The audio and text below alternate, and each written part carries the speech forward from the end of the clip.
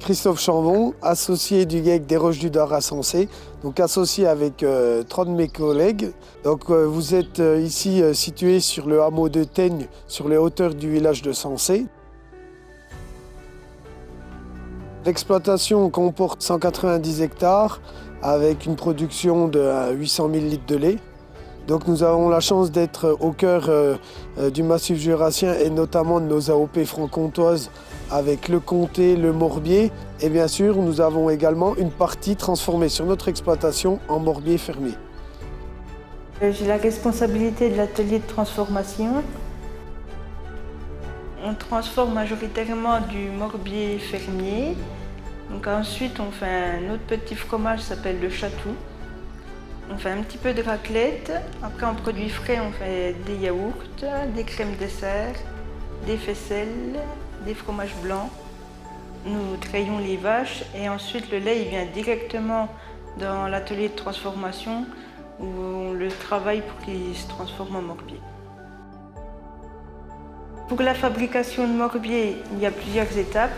Donc la première étape, c'est suite à la traite, le lait il arrive directement dans la cuve. Ensuite, nous mettons des ferments pour maturer un peu, pour l'acidifier.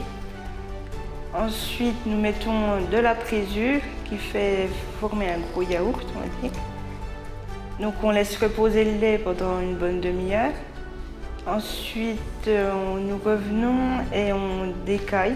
Donc on forme des petits grains de caillé qu'on laisse brasser un petit peu après. Ensuite, nous enlevons du sérum, donc c'est le délactosage. On enlève environ 30%. Et ensuite, on soutire dans notre bac de pré-pressage qu'on laisse pré-presser après un quart d'heure avant de mouler. Et pendant le moulage, on a nos pains de caillé qu'on coupe en deux pour pouvoir mettre la cendre.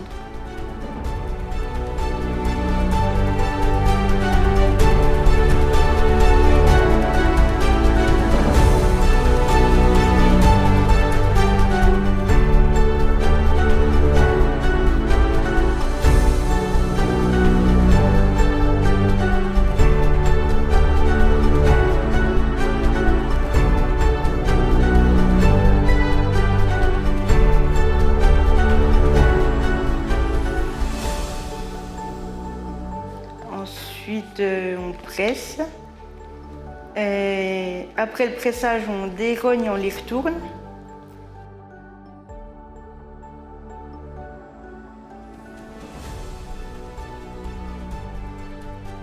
On les laisse reposer jusqu'au lendemain matin avant de les démouler et saler les deux côtés. On laisse reposer une journée sur des clayettes en cave. Et le surlendemain, on les pose sur des planches d'épicéa. Donc pendant 45 jours, on les frotte tous les 2 jours pour qu'ils soient le meilleur possible. À l'origine, le morbier il a été créé fermier. Il a été créé dans les exploitations parce que l'hiver était très froid et avant, c'est les exploitants qui descendaient leur lait dans les fruitières pour faire le comté. Et vu que les chemins étaient très mauvais pour emmener, quelquefois ils gardaient leur lait chez eux. Et pour conserver ce lait, ils faisaient cailler leur lait dans des chaudrons vers les cheminées. Et vu qu'avec une traite, ils n'avaient pas assez de lait pour faire un fromage, ils mettaient une partie du caillé, ils le protégeaient avec la cendre du chaudron qui était autour, pour pouvoir mettre la deuxième traite du jour par-dessus et former le morbier.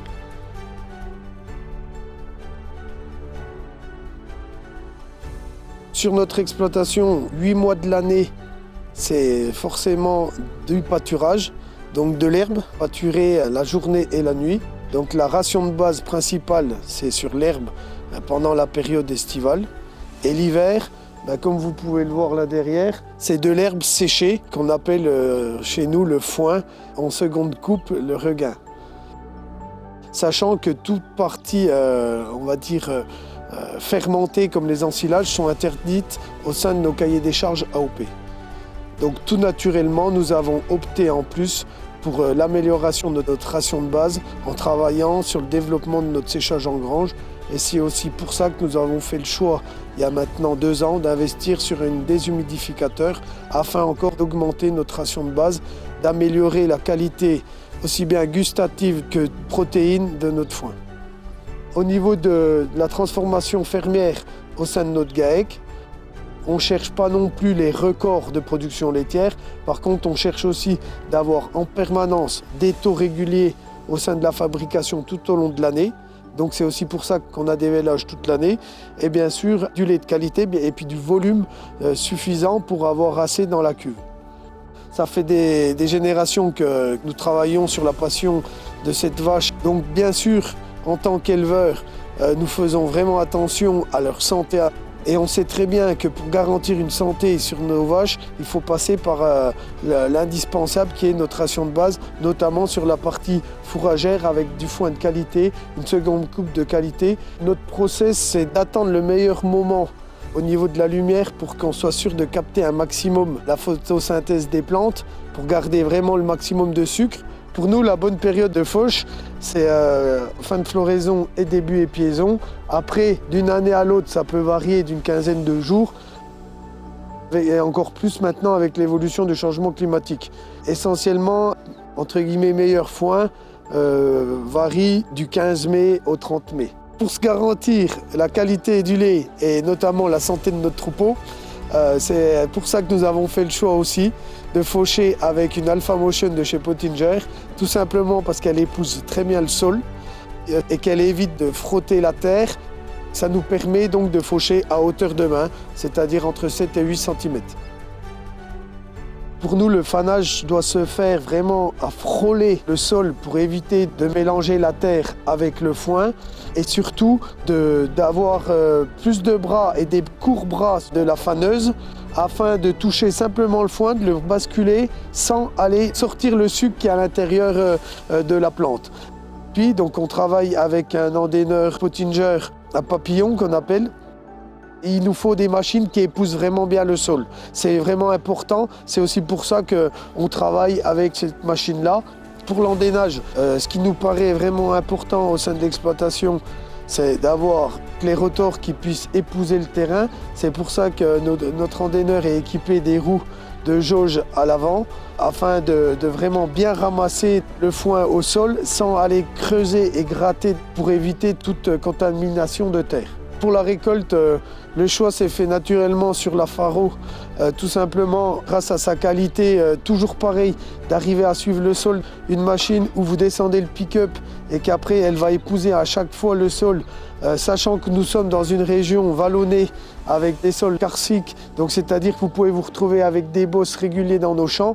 Et ça, c'est une qualité pour nous, cette machine, qu'elle épouse le terrain. Après, d'avoir fait le choix du pick-up rotatif, qui n'abîme ni le fourrage et permet un débit de chantier, car aussi nous avons des parcelles à distance et d'avoir un bon débit de chantier nous améliore aussi le rendement à la journée. La qualité de cette machine, c'est également son grand volume et son chargement automatique, car on sait qu'elle respecte le foin par rapport au tassage, sachant qu'on le ramasse relativement humide. Dès que ça sonne, on arrête, on vient directement griffer et on n'a pas de plaques compactées au déchargement. Et pour faciliter le séchage, c'est un grand avantage. La plus grande fierté de faire ce métier chez nous, c'est déjà de pouvoir justement travailler avec nos animaux. La passion de l'élevage, la passion de notre Montbéliarde, qu'on vit de génération en génération, tout ça pour nourrir en plus la population. Aujourd'hui, on parle de souveraineté alimentaire. Qui a la chance de faire le plus beau métier du monde à part nous les agriculteurs? Et pour nous, c'est ça qui est formidable.